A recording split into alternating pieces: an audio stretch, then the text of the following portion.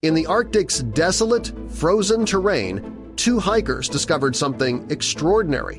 What began as a 2-day hike turned into an unimaginable find. 3 enormous glass domes, each in its own icy crater, rose before them. What lay beneath these structures was something they could never have prepared for, unbelievable and surreal. But before we start, smash the like button and make sure to subscribe if you haven't, and hit that notification bell so that you won't miss any new stories. Bob, stationed at an Arctic research facility, had studied the region for months.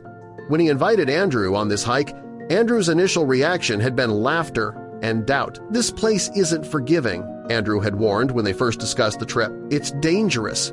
But Bob countered with stories of untouched landscapes and a promise of adventure. His scientific reasoning won Andrew over, despite lingering doubts. Reluctantly, Andrew agreed, hoping the journey would prove worth the risk. The duo left the research base early, Bob waving goodbye to colleagues as they vanished into the snowy horizon. Hours passed as they trekked through the frozen wilderness. The sun cast long shadows across the snow, highlighting the vastness of their surroundings. His excitement stood in sharp contrast to Andrew's fatigue. "The Arctic has some of the oldest ice on Earth," Bob shared, his breath visible in the frigid air. Andrew nodded absent-mindedly, concentrating on his footing across the icy terrain. Each step felt like a small victory. As the sun dipped and temperatures fell, the duo scouted for a campsite. "Over there," Bob said, pointing to a slight rise for wind protection. Andrew nodded, eager to rest. They quickly unpacked their gear and set up a small, insulated tent, grateful for the brief respite from the harsh Arctic elements. Andrew fumbled with his gloves, while Bob worked efficiently. "Not bad," Andrew admitted, finishing the last tent stake. Bob smiled, pleased, but their moment of calm was shattered.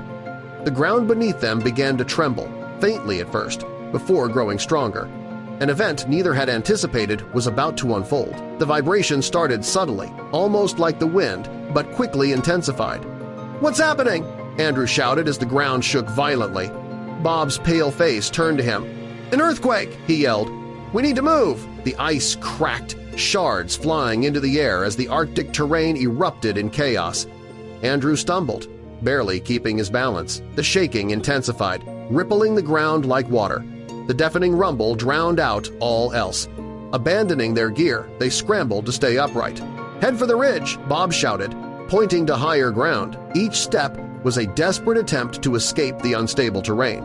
Andrew's legs burned as he pushed through the shifting snow, feeling the ground shift beneath him.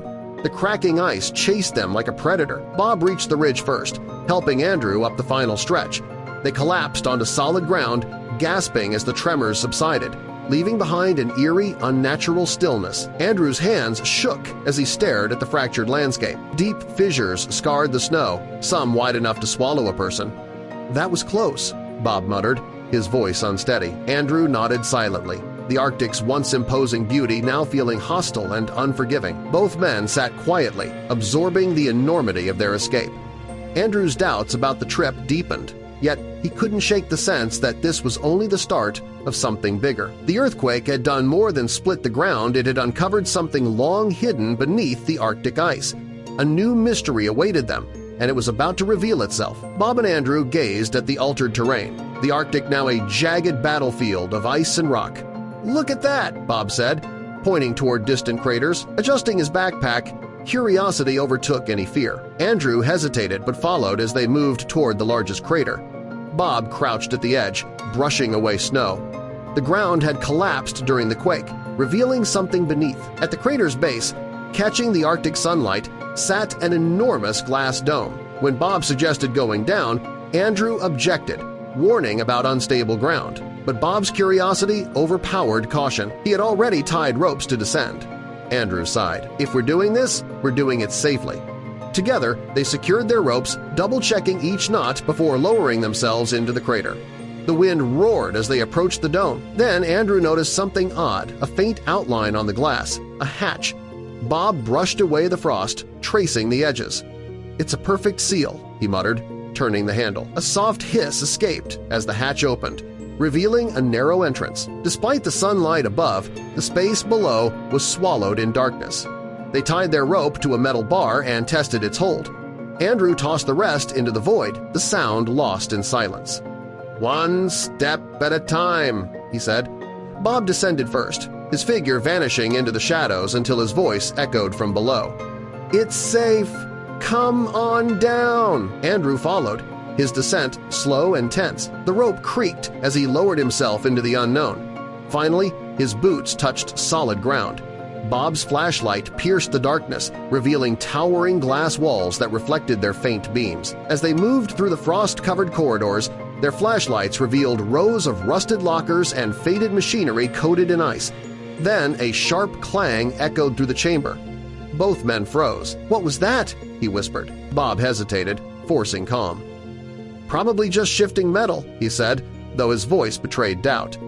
Their footsteps echoed as they ventured deeper, the facility seeming more alive with each step. They entered what appeared to be sleeping quarters, bunk beds neatly made, personal items untouched, photos still smiling from the walls.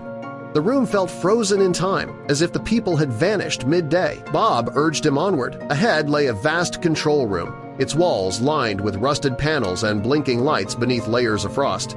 "This is incredible," Bob whispered, brushing frost from a console. At the center stood an old communication device, dust-coated but intact. Wires ran toward antennas embedded in ice.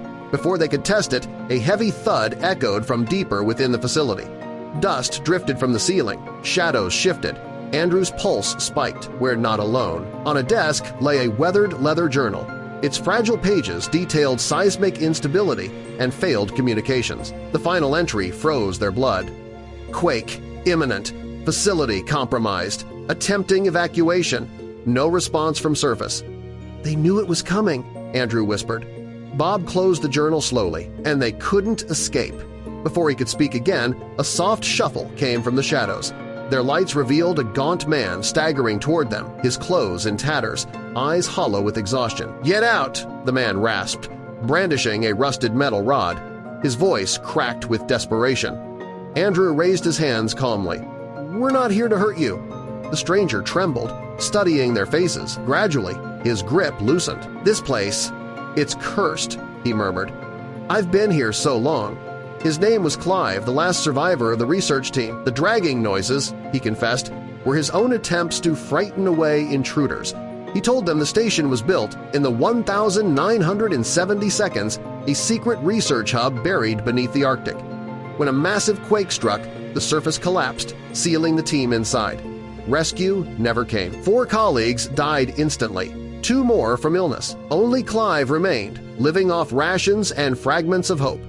Bob explained how the latest earthquake had shifted the ice, exposing the dome that imprisoned him. Clive's eyes widened with disbelief. For the first time in decades, freedom was within reach. They led him back toward the crater, showing him the rope they had used to descend. "I never thought I'd see the surface again," he said, voice trembling with gratitude and sorrow. The 3 men stood in the dim light, the silent Arctic above them, finally offering a way out. Bob and Andrew secured the rope, reinforcing the harness to support Clive's fragile frame. Overwhelmed by emotion, Clive hesitated at the thought of leaving the dome that had been both his prison and his home. The fear of the unknown mixed with the promise of sunlight and freedom. Andrew climbed first to test the rope. Bob stayed behind, guiding Clive with calm precision. Trembling, Clive gripped the line, his weakness evident. But Bob's steady words gave him courage. Slowly, he began the ascent. Finally, Andrew reached for his arm, hauling him out of the dome. Clive collapsed onto the snow, gasping for air.